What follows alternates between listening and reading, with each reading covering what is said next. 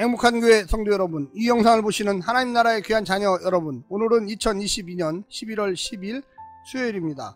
오늘 매일 성경 본문에서는 다니엘의 해석이 그대로 이루어집니다. 한계를 인정하지 않는 권력은 자신을 역사의 주인으로 만들려다가 파국에 떨어집니다. 업적과 위대함에 취해 자만해진 순간 느부갓네살은 보좌에서 쫓겨납니다. 자기 능력으로 얻었다고 생각한 것을 다 잃은 후에야 권력이 자기 소유가 아님을 깨닫습니다. 하늘의 교육적 징벌을 통해 지극히 높으신 이가 역사의 주인임을 인정한 것입니다. 오늘 본문을 나누어 보겠습니다. 4장 19절부터 27절, 다니엘의 꿈 해석, 꿈에 대한 다니엘의 반응, 꿈 해석, 왕에게 주는 다니엘의 권면, 28절부터 33절, 해석대로 이루어진 왕의 꿈, 왕의 교만, 하늘의 판결, 34절부터 37절, 느부갓네살의 복권과 찬양, 총명을 회복한 느부갓네살, 첫 번째 찬양, 복권된 느부갓네살, 두 번째 찬양. 오늘 본문 다니엘 4장 19절부터 37절까지의 말씀을 듣고 다시 오겠습니다.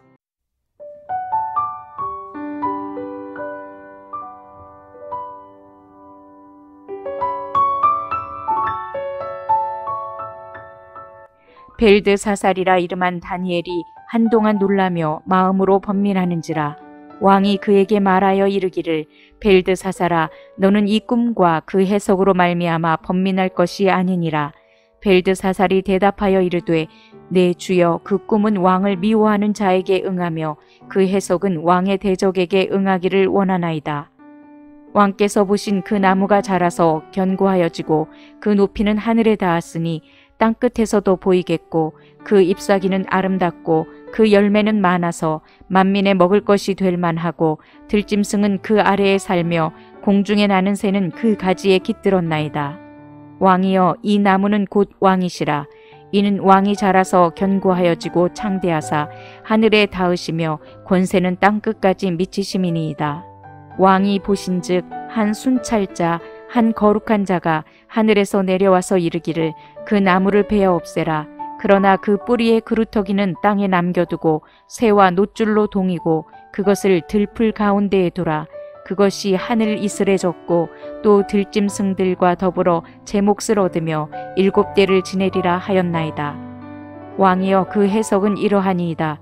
곧 지극히 높으신 이가 명령하신 것이 내 주 왕에게 미칠 것이라. 왕이 사람에게서 쫓겨나서 들짐승과 함께 살며 소처럼 풀을 먹으며 하늘 이슬에 젖을 것이요, 이와 같이 7대를 지낼 것이라. 그때 지극히 높으신 이가 사람의 나라를 다스리시며 자기의 뜻대로 그것을 누구에게든지 주시는 줄을 아시리이다. 또 그들이 그 나무 뿌리에 그루터기를 남겨두라 하였은즉 하나님이 다스리시는 줄을 왕이 깨달은 후에야 왕의 나라가 견고하리이다. 그런즉 왕이여, 내가 아뢰는 것을 받으시고 공의를 행함으로 죄를 사하고 가난한 자를 긍휼히 여김으로 죄악을 사하소서. 그리하시면 왕의 평안함이 혹시 장구하리이다 하니라. 이 모든 일이 다 나 느부갓네살 왕에게 임하였느니라. 12달이 지난 후에 내가 바벨론 왕국 지붕에서 거닐세, 나 왕이 말하여 이르되, 이 큰 바벨론은 내가 능력과 권세로 건설하여 나의 도성으로 삼고 이것으로 내 위엄의 영광을 나타낸 것이 아니냐 하였더니, 이 말이 아직도 나 왕의 입에 있을 때에 하늘에서 소리가 내려 이르되, 느부갓네살 왕아, 내게 말하노니 나라의 왕위가 내게서 떠났느니라. 내가 사람에게서 쫓겨나서 들짐승과 함께 살면서 소처럼 풀을 먹을 것이요, 이와 같이 7대를 지내서 지극히 높으신 이가 사람의 나라를 다스리시며 자기의 뜻대로 그것을 누구에게든지 주시는 줄을 알기까지 이르리라 하더라. 바로 그때에 이 일이 나 느부갓네살에게 응함으로 내가 사람에게 쫓겨나서 소처럼 풀을 먹으며 몸이 하늘 이슬에 젖고 머리털이 독수리 털과 같이 자랐고 손톱은 새 발톱과 같이 되었더라. 그 기한이 참에 나 느부갓네살이 하늘을 우러러 보았더니 내 총명이 다시 내게로 돌아온지라.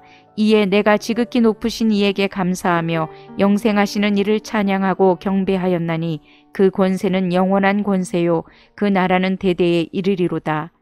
땅의 모든 사람들을 없는 것 같이 여기시며 하늘의 군대에게든지 땅의 사람에게든지 그는 자기 뜻대로 행하시나니 그의 손을 금하든지 혹시 이르기를 내가 무엇을 하느냐고 할 자가 아무도 없도다.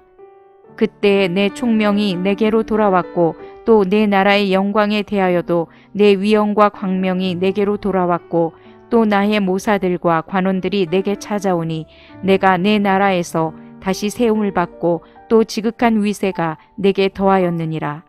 그러므로 지금 나 느부갓네살은 하늘의 왕을 찬양하며 칭송하며 경배하노니 그의 일이 다 진실하고 그의 행하심이 의로우심으로 교만하게 행하는 자를 그가 능히 낮추심이라.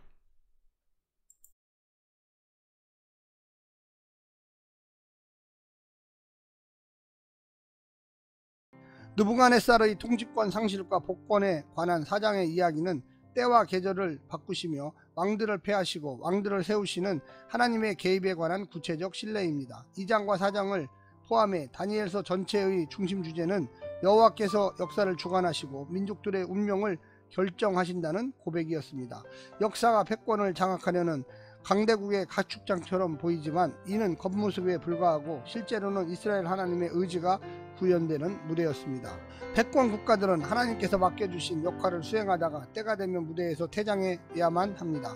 눈에 보이는 세상 권력에 억압당하는 신앙인들에게는 복습을 위협하는 세상 권력에 대한 이런 부정은 여호와의 승리에 대한 확신의 표출이기도 했습니다. 성경이 분명하게 증거하고 있는 것처럼 땅의 권력은 자주 신의 대리인을 자처하거나 자신을 신의 자리에 올려놓습니다. 교만한 권력은 자신을 유일한 주범으로 주장하면서 다른 사람의 실존적 자유를 용납하지 않습니다. 여호와께서 당신의 통치권을 부정하는 세상 권력의 교만의 심판으로 보응하셨습니다. 오늘 본문을 세 부분으로 나누어 자세히 설명드리겠습니다. 첫 번째, 계시가 된 다니엘의 꿈 해석. 다니엘은 하나님으로부터 꿈 해석을 듣고 한동안 어안이 벙벙하여 입을 떼지 못합니다. 그것은 왕에 대한 심판의 선언이었기 때문입니다. 왕에게 권력을 준 이가 하늘의 하나님이신데 왕이 사람의 마음을 읽고 짐승의 마음으로 살았은즉 이제 하나님께서 그를 모든 것을 다스리는 영광의 자리에서 내려와 짐승의 자리로 가게 하실 것이라는 내용이었습니다. 다니엘은 이 일이 왕이 미워하는 자에게나 일어나야 할 일이라면서 안타까움을 표현합니다. 왕이 꿈을 통제할 수 없듯이 다니엘이 해석을 통제할 수는 없습니다. 다만 이제 우리는 우리가 원하는 말씀으로 왜곡하려고 하지 말고 그 말씀의 의도를 깨닫고 순종해야만 할 것입니다. 때로 대가를 치르기도 하고 때로 수치를 수용하기도 해야만 했습니다. 두 번째는 심판 속에 남은 한 가닥 희망. 하나님께서 나무를 베어내기로 정하셨고 왕은 왕궁에서 쫓겨나 야인으로 지나게 될 것이라고 선포하셨습니다. 이런 예언은 실현되겠지만 이것이 왕의 최종 운명이 되지 않을 수 있는 여지를 남겨두었습니다. 우선 즉시 현실이 되지 않고 12달이 지난 후에 일어납니다. 나무가 베이겠지만 구루터기는 남을 것이다. 왕이 깨닫고 공의를 행하고 가난한 자를 긍휼히 여기면 왕의 나라가 다시 견고해질 것이라고 이야기합니다. 놀랍게도 다니엘은 왕이 하나님께 할 일이 아니라 이유되게 할 일을 알려주고 그의 회복이 확실한 일이 아니라 혹시 있을지 모르는 가능성이라고 합니다. 어떤 경우라도 하나님을 공식 안에 가두어 부리지 않는 태도가 필요합니다.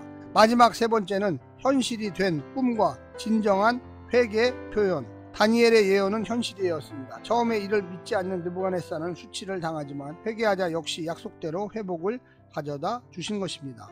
그의 회개가 종교적이기보다 매우 긍정적이고 사회적일 때 그의 회복도 개인적이면서 동시에 사회적인 것이 되었습니다. 4장 전체에 걸친 그의 고백과 찬양 역시 회개와 회복의 증거입니다. 복음은 개인적이지만 사적이지는 않습니다. 하나님은 예배당 안에서만의 하나님이 아니라 온 세상 모든 사람들이 하나님이시기 때문입니다. 사랑하는 성도 여러분, 하나님의 놀라운 축복 누리며 사시기를 간절히 부탁드립니다. 샬롬.